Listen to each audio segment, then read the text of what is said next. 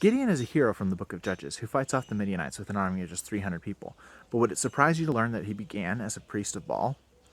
Gideon's family owns or operates an altar to Baal, and one night Gideon goes out with his servants and his oxen and tears down this altar to Baal, cuts down the sacred pole, and replaces it with an altar to Adonai, the God of Israel.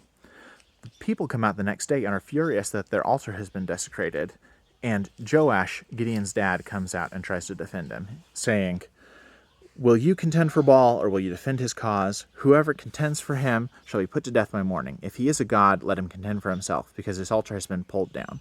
Therefore, on that day, Gideon was called Jerubbaal. That is to say, let Baal contend against him, because he pulled down his altar. Now, there are some issues with that. Jerubbaal doesn't really mean may Baal contend against him. It means may Baal contend for him. And we can tell that this is the case because in 1 Samuel, when this name is mentioned, it actually is he's called Jerubbaal, replacing the word Baal with the word Shane, which is common for names that it saw as honoring foreign gods. Now, why would a judge of Israel be called Jerubbaal?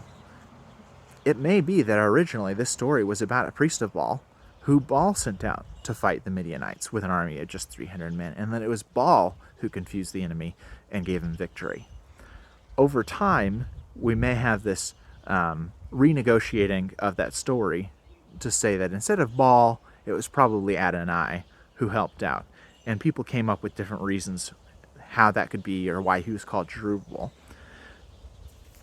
And ultimately, they get this other name, Gideon, which means to cut down or to scatter, which would have really great resonance either at the beginning when he's cutting down the Asherah pole, the sacred pole, or at the end when he's scattering the Midianites.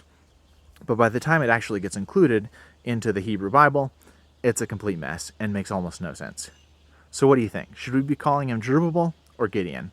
Either way, keep searching the scriptures.